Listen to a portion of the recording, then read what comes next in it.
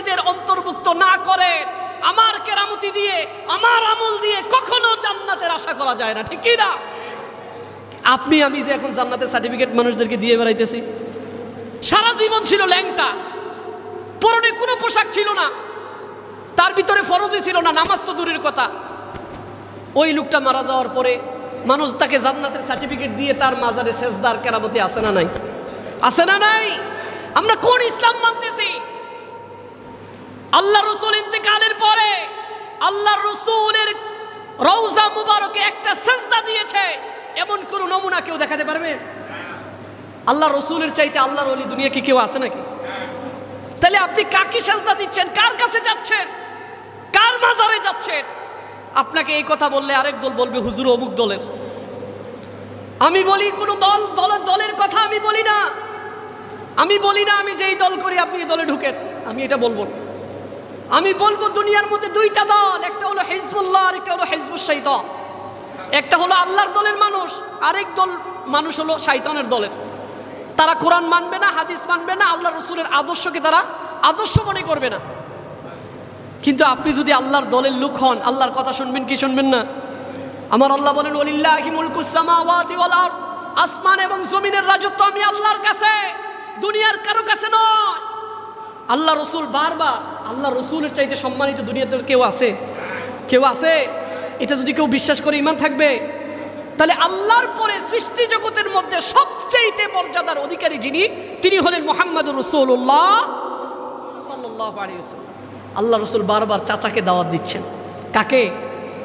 চাচাকে। আবু জাহেলের কাছে বারবার আল্লাহ রসুল যাচ্ছেন।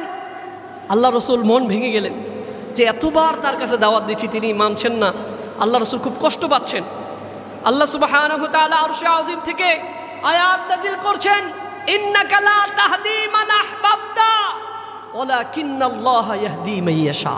সুবহান আল্লাহ সুবহানাহু ওয়া তাআলা বলছেন, ইয়া আমার হাবিব, ও আমার বন্ধু, আপনি যাকে ভালোবাসেন তাকে হেদায়েত দিয়ে জান্নাতে পৌঁছায়া দিবেন, এত সহজ না। আপনাকে দাওয়াতের জন্য আমি দুনিয়াতে পাঠিয়েছি, আপনি দাওয়াত দিতে থাকেন। হেদায়েত কাকে দিব এটা আমি আল্লাহর হাতে। কার হাতে? কার হাতে?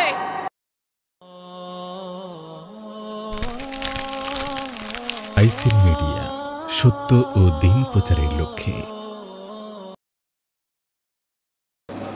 মুসলিম উম্মার ঐক্যের দরকার আছে না নাই? আজকে আমরা নানান দলে বিভক্ত।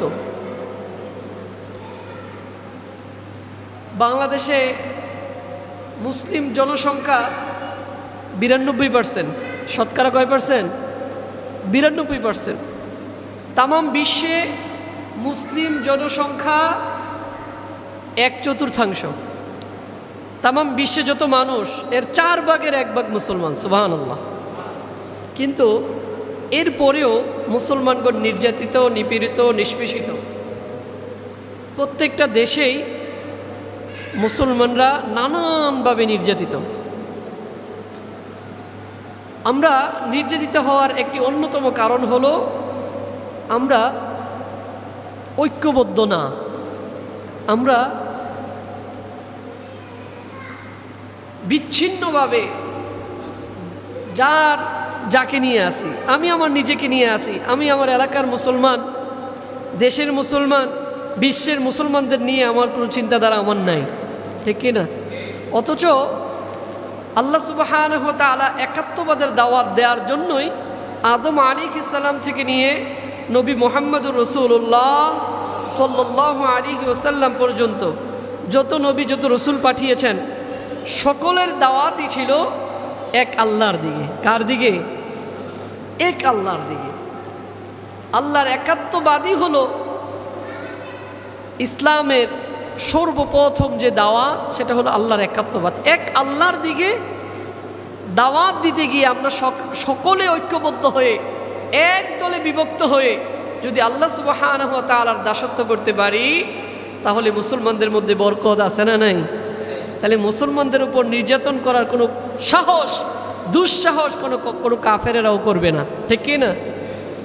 এখন সাহস করার অন্যতম কারণ হলো আমাদেরকে কাফের শক্তিরা, ইসলাম বিরোধী শক্তিরা আমাদেরকে ঐক্যবদ্ধ হতে দিচ্ছে না, আমাদেরকে তারা নানান দলে উপদলে বিভক্ত করে রাখছে।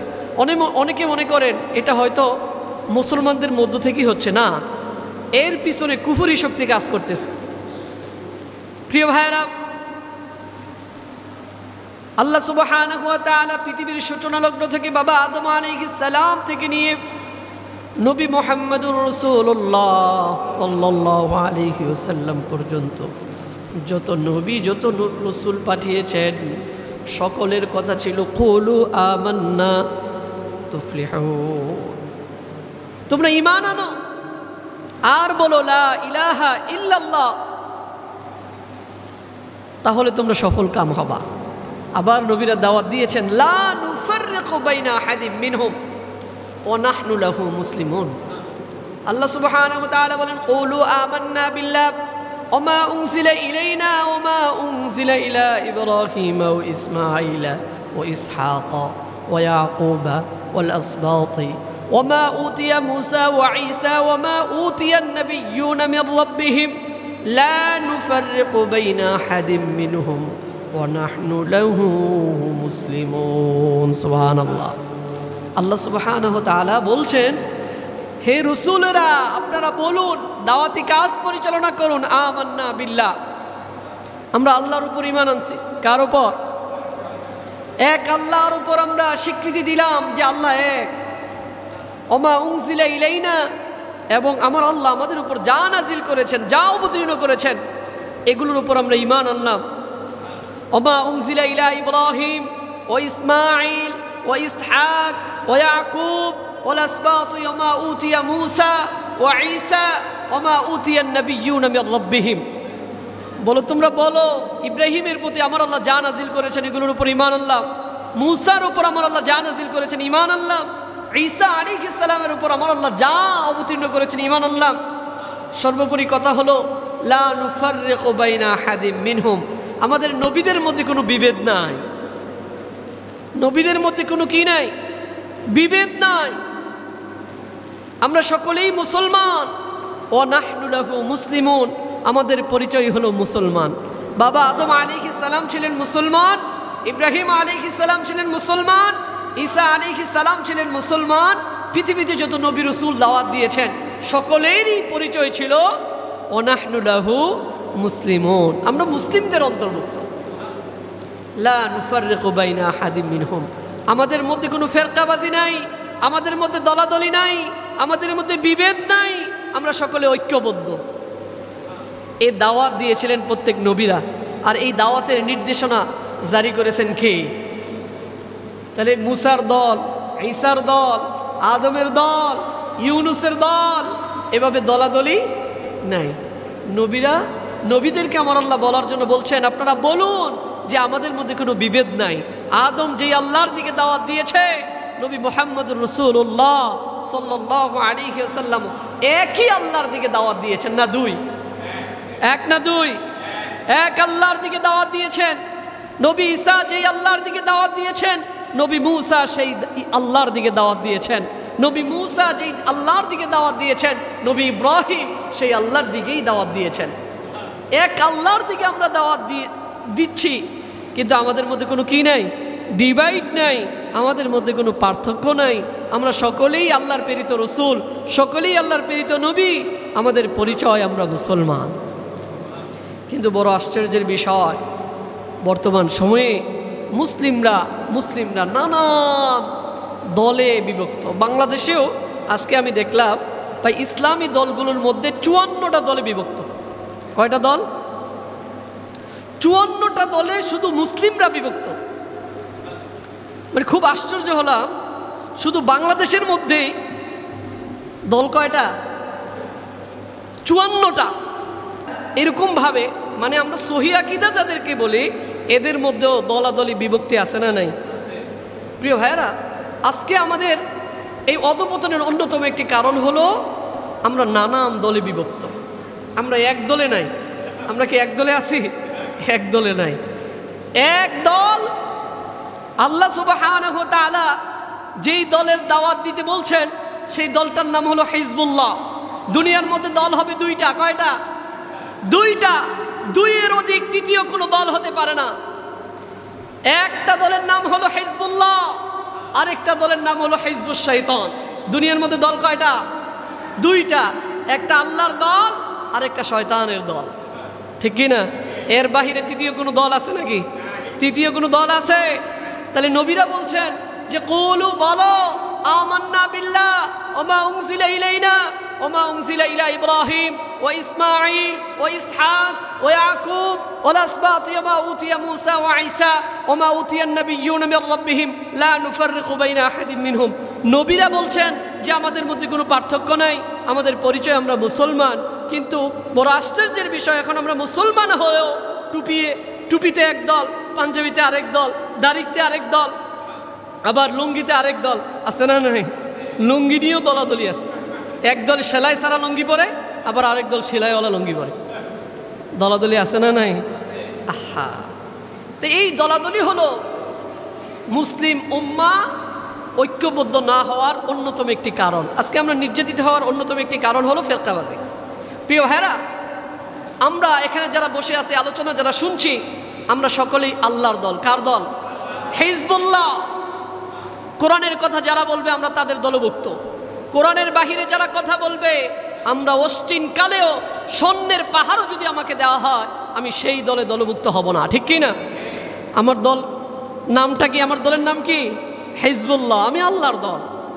প্রিয় ভাইয়েরা, এই জন্য আল্লাহ সুবহানাহু ওয়া তাআলা দাওয়াত দিচ্ছেন, নিজের পরিচয় তুলে ধরছেন সূরাতুল ইখলাসে। আমার আল্লাহ বলেন, কুল হুয়াল্লাহু আহাদ আল্লাহুস সামাদ লাম ইয়ালিদ ওয়া লাম ইউলাদ ওয়া লাম ইয়াকুল লাহু কুফুয়ান আহাদ।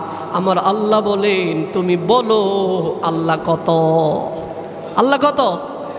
কুল হুয়াল্লাহু আহাদ, আল্লাহ এক, আল্লাহ অদ্বিতীয়। আল্লাহর দ্বিতীয় আছে নাকি? আল্লাহর গায়ের আছে নাকি? তাকে এক আল্লাহর দিকে আমরা চলবো, এক আল্লাহর কথা অনুযায়ী চলবো, এক দল হয়ে, ঠিক কি না? নানান দলে গিয়ে নয়, এক দলবদ্ধ হয়ে। কারণ আমাদের সংবিধান হলো কোরআন। কোরআন যা বলে আমরা তাই মেনে নিব। এই ক্ষেত্রে আমার মুরব্বীদের কথা কোরআন অনুযায়ী যদি হয়, আমি তার কথা মানব। যদি কোরআনের বিরুদ্ধাচরণ হয়, মুরব্বী না শুধু, আমার পীর না শুধু, আমার বাবাই যদি বলে, তাকে বিদ্যাঙ্গুলি দেখাবো, ঠিক কি না? প্রিয় ভাইয়েরা, আল্লাহ সুবহানাহু ওয়া তাআলা পবিত্র কোরআনে সূরাতুল ইখলাসের মাধ্যমে আমাদেরকে দাওয়াত দিচ্ছেন, বলো আল্লাহ এক। এক আল্লাহর দিকে দাওয়াত দিতে হবে এক হয়ে। নানান দলে যদি আমরা বিভক্ত হই, তাহলে কাফেররা, ফুজ্জাররা, ফাসিকরা আমাদের থেকে সুযোগ নিবে। কি নিবে? সুযোগ নিবে না? প্রিয় ভাইরা, এই সুযোগ বাংলাদেশের মধ্যে আছে না নাই? এক দলকে মারে, আরেক দল হাসে, ঠিক কি না? এক দলের মানুষদেরকে ফাঁসি দিয়ে ঝুলায়, আরেক দল বলে না, আমাদের তো এখনো কিছু হয় নাই, ঠিক কি না? আমাদের কাউকে মারে নাই। ওরাও যখন মাইর খায়, ওরাও বলে আমাদেরকে মারছে, ওরা কিছু কয় নাই, আমরাও কিছু কমো না, ঠিক কি না? তাহলে এক এক করে ধরতে ধরতে সব মারা শেষ।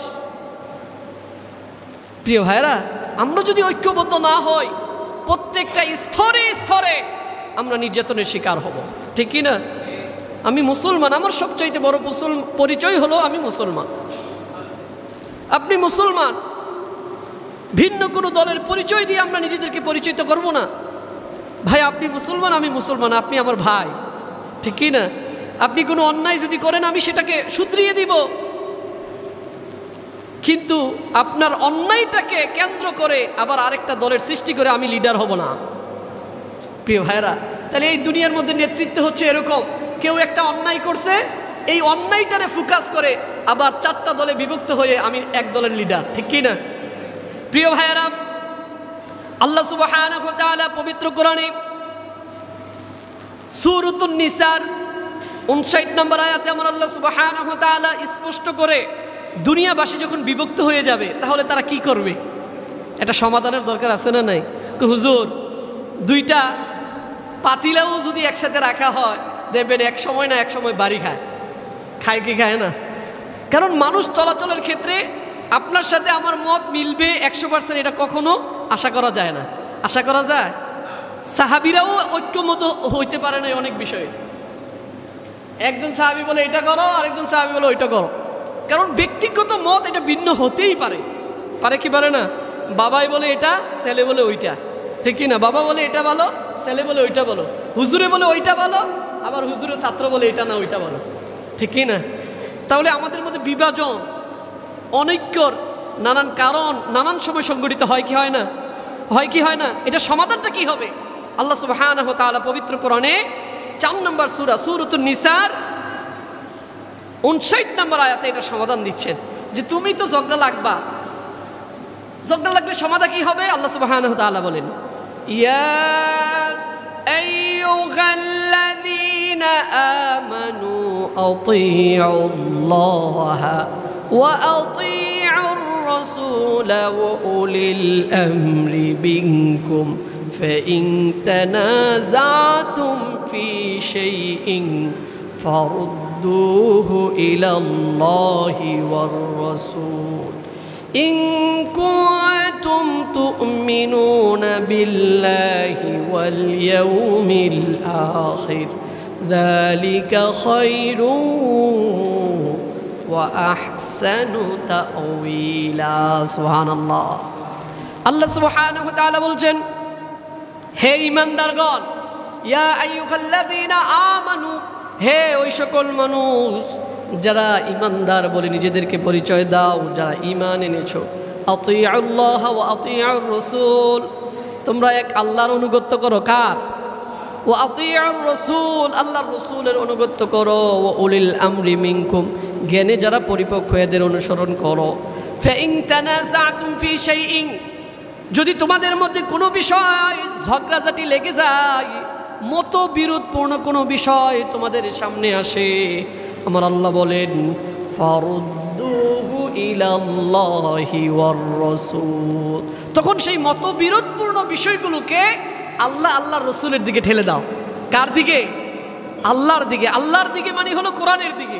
কারণ আপনার আমার ক্ষেত্রে যে বিষয় নিয়ে ঝগড়াঝাটি হইল, যে বিষয় নিয়ে মত পার্থক্য হলো, ওইটার সমাধান কোরআনে আছে না নাই? আছে না নাই? আমার আল্লাহ বলেন ফাইন তানাযাতুম মিন শাইইন, ভাই ভাইয়ের মধ্যে কোনো বিষয় যদি ঝগড়াঝাটি হয়, মতবিরোধপূর্ণ হয়, তাহলে ঝগড়ায় লিপ্ত হওয়ার কারণ নাই, গালাগালি করার দরকার নাই। ফারুদ্দুহু ইলাল্লাহ, আল্লাহর দিকে ফিরে দাও, কোরআনে ফিরে আসো। যে তুমি আমি এই বিষয় নিয়ে ঝগড়াঝাটি করতেছি, আসো কোরআনে কি সমাধান আছে।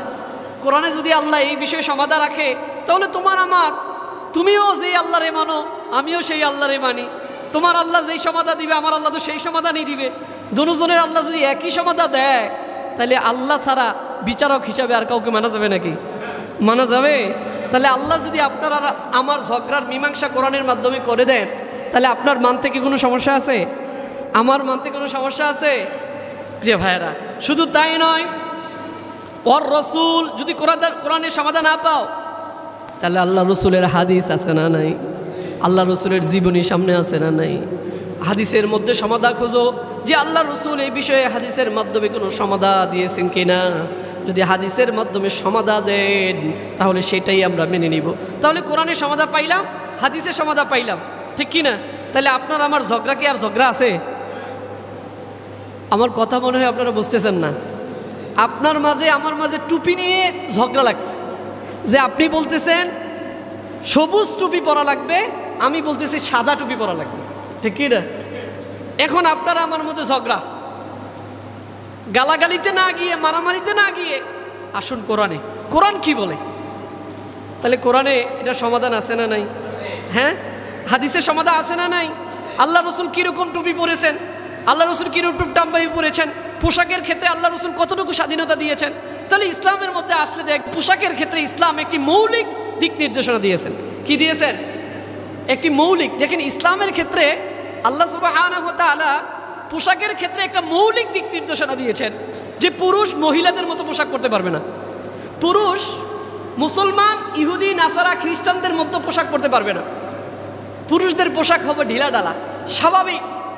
সে যদি শার্টও পরে, সে যদি ফতুয়াও পরে, আর সেটা যদি হয় আল্লাহ সুবহানাহু ওয়া তাআলা, আল্লাহ রসুল পোশাকের ক্ষেত্রে যেই দিক নির্দেশনা দিয়েছেন, ওই ক্যাটাগরির মধ্যে যদি উনি যেই পোশাকই পরে, ওইটা ইসলামী পোশাক। সুবহানাল্লাহ, ঠিক কি না? আমাকে জুব্বাই পরা লাগবে, আমাকে পাঞ্জাবিই পরা লাগবে, আমাকে এটাই পরা লাগবে, ওইটাই পরা লাগবে। ইসলাম আমাদের জন্য কি করে দেয় নাই? বাধ্যবাধকতা করে দেয় নাই। পোশাকের ক্ষেত্রে বেসিক 5টা দিক নির্দেশনা কোরআন দিয়েছে, হাদিস দিয়েছে। আমরা সেগুলোর উপর বেসিক করে আমি যে পোশাকই পরি ওইটাই ইসলামী পোশাক, ঠিক কি না? প্রিয় ভাইয়েরা, তাহলে এই যে টুপি নিয়ে মারামারি সমাধা হইল কিনা, পাঞ্জাবি নিয়ে মারামারি সমাধা হইল কিনা? এখন আপনি আমি আসেন, হুজুর আপনি বলেন নূর, আমি বলি মাটি, সমাধান কি? তাহলে সমাধান কোরআনে আছে না নাই? কোরআনে থাকলে আপনি এটা উল্টে বলবেন না, এটা বলে না। কোরআনের কথা, আল্লাহর কথা উল্টানোর মতো সাহস যদি কেউ করে, সর্বপ্রথম তার সবকিছু ঠিক থাকবে, কিন্তু ঈমান ঠিক থাকবে না। কি থাকবে না? সে বেঈমান। যদি কোনো বিষয়ে কোরআনে ফায়সালা আসে, একটা সমাধান যদি কোরআনে থাকে সরাসরি, আপনি এটাকে ডিঙ্গিয়ে ইনিয়ে বিনিয়ে অন্য কথা বলে মানুষদেরকে ডিবেট করতে পারবেন না, ঠিক কিনা বলেন? তাহলে কোরআন থেকে দেখা যায় আমি একটা সমাধান দিছি, আপনি কি হুজুর মানেন? আমার বড় হুজুর কি আপনার কাছে কম জানে নাকি? আমার বড় হুজুর, আমার পীর সাহেব কি আপনার থেকে কম জানে? আমি বলি আমি কম জানি না, তবে আমার আল্লাহ আপনার বড় হুজুর আপনার পীর সাহেব থেকে অনেক বেশি জানেন, ঠিক কি না? আমি তো আমার কথা বলছি না, আমি বলছি কার কথা? আমি বলছি কার কথা? তাহলে আল্লাহর কথা বলে যদি আমি সমাধান দিতে পারি, তাহলে এরপরে কি আপনার বড় হুজুরের কথা চলে? এরপরে আপনার খতিবের কথা চলে? এরপরে কি কোনো পীর সাহেবের কথা চলে নাকি? আল্লাহর কথাই যদি সমাধান হয়, এরপরে আল্লাহর রাসূলের কোনো কথা চলে না, ঠিক কিনা বলেন? তাহলে সমাধান আছে না নাই? প্রিয় ভাইরা, তাহলে এরপরেও আমার আল্লাহ বলেন, ইন কুনতুম তুমিনুনা বিল্লাহি ওয়াল ইয়াউমিল আখির, যদি আল্লাহকে বিশ্বাস করো প্রকৃতপক্ষে, তুমি যদি আল্লাহকে বিশ্বাস করো প্রকৃতপক্ষেই, তুমি যদি আখিরাতে বিশ্বাসী হও, তাহলে কোরআনে একটা বিষয়ে সমাধান থাকলে আপনি মেনে নেবেন না, এটা হতে পারে না, ঠিক কি না? যালিকা খায়রু ওয়া আহসানু তা'ওয়িলা। আমার আল্লাহ বলে কোরআনের সমাধানটা, হাদিসের সমাধানটা, এটা হলো সর্বোত্তম সমাধান। এর চাইতে উত্তম কোনো সমাধান কেউ দিতে পারবে? আল্লাহ রসুল সমাধান দিয়েছেন। আল্লাহ রসুল একজন মুনাফিক আর একজন মুসলিমদের মধ্যে সমাধান করে দিলেন, কিন্তু যখন মানলো না, ওমরের কাছে আসলো। ওমর বললেন, আল্লাহ রসুলের পরে সমাধান যদি থাকে, তাহলে সেই সমাধান হলো তোমার কল্লাটা তোমার গলা থেকে আলাদা হয়ে যাবে। তোমার গলার সাথে কল্লা অ্যাডজাস্ট হয়ে আল্লাহ রসুলের আদর্শ না মেনে, আল্লাহ রসুলের বিচার না মেনে দুনিয়াতে বেঁচে থাকার কোনো অধিকার তোমার নাই, ঠিক কিনা? তাহলে সেই নবীর উম্মত আমরাও কিনা? তাহলে হাদিস দিয়ে সমাধা দিলে যারা মানে না, ওমরের কাছে যদি এদেরকে নিয়ে যাওয়া হয়, এদের প্রথমেই এদের কল্লা কেটে ফেলবে। কি কেটে ফেলবে? ইনিয়ে বিনিয়ে আর কোনো কথা বলতে পারবে? বলবে? পারবেই না। বড় আশ্চর্য লাগে, আমরা পাশাপাশি থাকি, ঐক্যবদ্ধ হতে পারি না। নানান মানুষ বলে, হুজুর অমুক হুজুরে আপনার কথা বললাম, উনি বলে উনি তো অমুক দলের। অমুক হুজুরে আপনার কথা বললাম, উনি বলে অমুক দলের। মানে আপনারাই যদি মিলতে না পারেন, তাহলে আমাদেরকে আবার কোন দিকে দাওয়াত দিচ্ছে? প্রিয় ভাইরা, আমাদের মধ্যে বিভাজিত হওয়ার অন্যতম একটি কারণ হলো পকেট ভারী করা। অন্যতম একটি কারণ কি? পকেট ভারী করা। প্রিয় ভাইরা, আমার বেতন তো কম, এই বেতন দিয়ে তো আর বাড়ি গাড়ি করা যাবে না। তাহলে আপনার পকেট যদি খসাইতে পারি, তাহলে বাড়ি গাড়ি আছে না নাই? বলেন। প্রিয় ভাইরা, এইরকম একদল মানুষ আছে যারা মানুষদেরকে ধর্মের নামে ঘোলাতে পানির মধ্যে টাকা স্বীকার করে। কি স্বীকার করে? ধর্মের বেড়াজালে মানুষদেরকে আটকায়া দেয়। এখন কোনো দিকেই পারে না, বাবাই মরছে, 40 জন হুজুর আবার খাওয়ান না কেমনে? খাওয়াইতেই হবে, টাকা থাকুক আর না থাকুক, দরকার হলে কিস্তি আনে, করা লাগবে কি লাগবে না? বলে এমনভাবে বুঝাইতেছে স্বাভাবিক একটা বিষয়। আমি একটা জিনিস করতে সক্ষম নয়, আমার টাকা নাই পকেটে, তারপরেও বাধ্য করে জোর করে আমাকে দিয়ে কোনো কিছু আদায় করানো যাবে? বলেন, কিস্তিতে টাকা আনা, সুদে টাকা আনা কি হালাল কাজ? তাইলে আপনি এত বড় আয়োজন একটা করলেন, সুদে টাকা না, আপনার বাপের জন্য বিরাট বড় এক জাফত করলেন, ঠিক কি না? উনি চালায় রিক্সা, উনি তো এত বড় আয়োজন করতে পারবে না। অন্য হুজুর বলতেছে, বাবাই মারা গেছে, তোমাকে তো কম দেওয়া যায় নাই, একটা আয়োজন যদি না করো, তাহলে তো তোমার দুনিয়াও যাবে, আখেরাতও যাবে। আছে না নাই? আসলে কি যাবে? ছেলে যদি না পারে, জোর করে করার কোনো প্রয়োজনীয়তা আছে? আছে? আছে। আমি বললে এখন আমি খারাপ। প্রিয় ভাইরা, এজন্য আমি বলি, আল্লাহ সুবহানাহু ওয়া তাআলা আল্লাহর প্রিয় হাবিব কোরআনে সমাধা দিয়েছেন, আছে না নাই? আল্লাহ রসুল বেঁচে থাকতে আল্লাহ রসুল সাহাবাই কেরাম মারা যায় নাই মনে হয়। আল্লাহ রসুল জানাজা পড়াইছেন কিনা? হ্যাঁ, আল্লাহ রসুল জানাজা পড়াইছেন সাহাবাই কেরামদের। তাদের মৃত্যুর পর আল্লাহ রসুল বেঁচে থাকতে 40 দিন মনে হয় পার হয় নাই, 40 দিন পার হয় নাই, হয়েছে? তাহলে 40-এ আল্লাহ রসুল কয়বার করছেন এটা খোঁজ দেন। আমি যেটা বলতেছি আপনারা কি আমার কথা উল্টা বুঝতেছেন না ভাজ বুঝতেছেন? আল্লাহই ভালো জানে। আমি আপনাকে বলি যে আপনি যে বিষয়গুলোর জন্য আজকে নানান দিক থেকে টাকা আনতেছেন, আপনার টাকা নাই তারপরেও জোর করে আপনি করতেছেন। আমি বলি আল্লাহ রসুলের অনেকজন প্রিয়তম সাহাবী, আল্লাহ রসুলের স্ত্রী মারা গেছেন, খাদিজা রাদিয়াল্লাহু আনহা, ঠিক কিনা? আল্লাহ রসুলের প্রিয়তম স্ত্রী না? আল্লাহ রসুল উনি মৃত্যুর পরে আল্লাহ রসুল আরও 10-এর উপর জীবিত ছিলেন দুনিয়াতে। তাহলে এই বয়সগুলোতে আল্লাহ রসুল কয়বার ওনার মৃত্যুবার্ষিকী পালন করে বিরাট করে ঘটা করে সাহাবাদেরকে কয়বার খাওয়াইছেন? একবার একটা হাদিস দেখান তো। পারবে? কেউ পারবে? বলবে হুজুর খাওয়ানোটা কি অপরাধ? না, আমি কোনোভাবেই বলি খাওয়ানোর মতো সওয়াবের কাজ নাই, কিন্তু আপনি শুধু একটা উদ্দেশ্যেই খাওয়াবেন, আবার সুদে টাকা আইনা খাওয়াবেন, কিস্তিতে টাকা আইনা খাওয়াবেন, এইটা তো ইসলাম আপনার উপর চাপিয়ে দেয় না, দিয়েছে? চাপিয়ে দিয়েছে। অথচ উনি নামাজই পড়ে না। অথচ সন্তান যদি জীবিত থাকা অবস্থায় যদি নামাজ না পড়ে, বেহালাল পথে চলে, বাবা তার একটা পাপের অংশ কবরে থেকে পেয়ে যাবে, নাউজুবিল্লাহ। পাবে কি পাবে না? আবার ভালো কাজ করলে সেটারও একটা অংশ ছেলে পাবে কি পাবে না? প্রিয় ভাইরা, এই জন্য আল্লাহ সুবহানাহু ওয়া তাআলা বলেন যালিকা খায়রু ওয়া আহসানু তাওয়িলা। তুমি যে বিষয়ে আরেকজনের সাথে ঝগড়াঝাটিতে লিপ্ত হও, এই বিষয়ে কোরআনে একটা সমাধান, হাদিসে একটা সমাধান আছে, আর এটাই হলো সর্বোত্তম সমাধান। এটাই কি সর্বোত্তম সমাধান, এর উপরে কোনো সমাধান নাই। প্রিয় ভাইরা, তাহলে আমি আপনি যদি ঝগড়াঝাটিতে লিপ্ত হই, তাহলে কোথায় যাব? কোরআনের কাছে। কোথায় যাব? হাদিসের কাছে। প্রিয় ভাইরা, কোরআন হাদিস থেকে সমাধান এনে আমি আপনি ভাই ভাই, আমি আপনি কি ভাই ভাই, আমাদের মধ্যে কোনো বিভাজন নাই। না ভাই, তুমিও ভালো কাজ করতেছো, আমিও ভালো কাজ করতে চাই, ঠিক কিনা বলেন? তুমিও ভালো কাজ করতেছো, আমিও ভালো কাজ করতে চাই। আমাদের মধ্যে কোনো ডিভিশন হওয়া, টুপিতে পার্থক্য হতে পারে না। তুমি যে কালারের ইচ্ছা টুপি পরো না, সমস্যা তো নাই, এটা তো হারাম না, ঠিক কি না? আপনি লাল টুপি পরছেন, আপনাকে ইসলাম থেকে বের করে দেওয়ার অধিকার আমার আছে?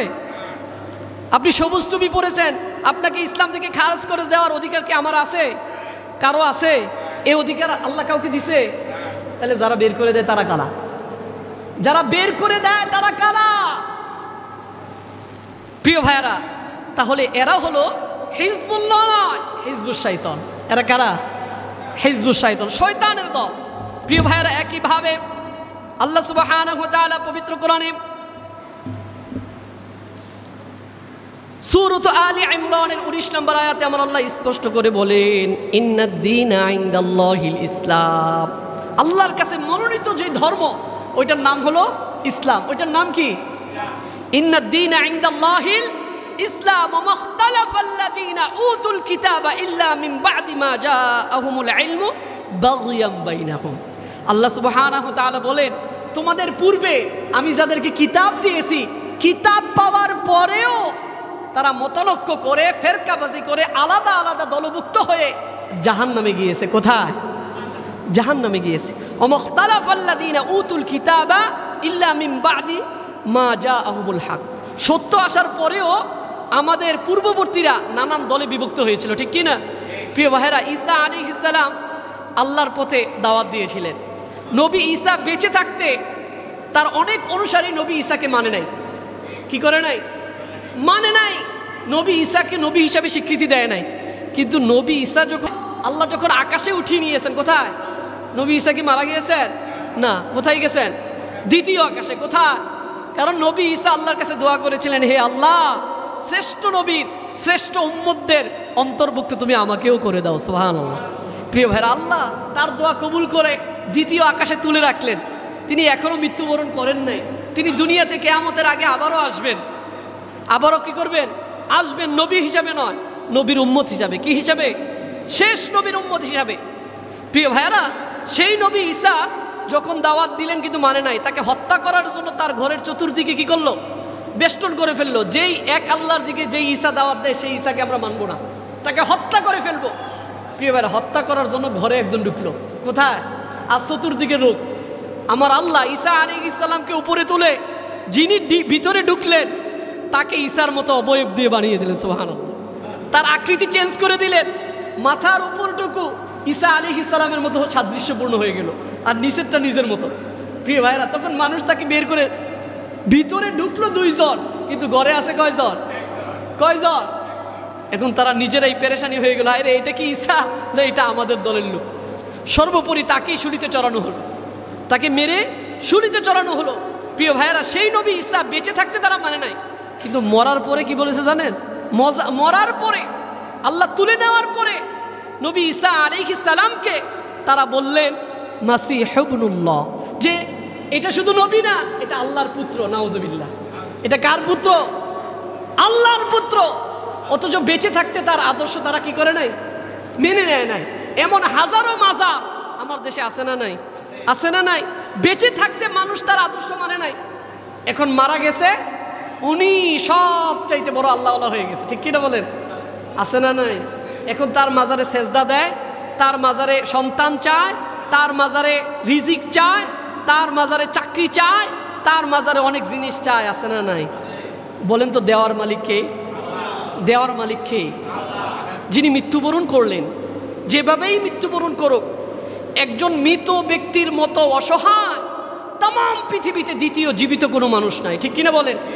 কারণ তার আমল নামা বন্ধ হয়ে গেছে। ঠিক কিনা? তার আমল করার সুযোগ আছে? প্রিয় ভাইয়ের, আপনার একটা পাওয়ার আছে। আপনি যদি এখনো গুনাহগার হন, আপনি 1 মিনিট পরে তাওবা করে প্রকৃত ইমানদার হয়ে আল্লাহর প্রিয় বান্দা হয়ে যেতে পারেন। কিন্তু যিনি বেঈমান হয়ে মারা গেলেন, উনি কি বেঈমান হয়ে মারা গেছেন না ঈমান অবস্থায় মারা গেছেন, এই গ্যারান্টি কি আপনার কাছে আমার কাছে আছে? প্রিয় ভাইরা, আল্লাহ রাসূলের একজন সাহাবী যুদ্ধ করছে ইসলামের পক্ষে, এত বীরত্বের সাথে সাহাবাই কেরাম বলছে, ওই যে জান্নাতি মানুষ, দেহ ওই যে জান্নাতি মানুষ কত বীরত্বের সাথে ইসলামের পক্ষে যুদ্ধ করতেছে। আল্লাহ রাসূল বলেন, এই সাবধান, কাউকে জান্নাতি বলার অধিকার তোমাদের নাই। আমার দৃষ্টিতে সে জান্নাতি নয়, সে একজন জাহান্নামী হবে। নাউজুবিল্লাহ। সে কি হবে? অথচ সে সাহাবী।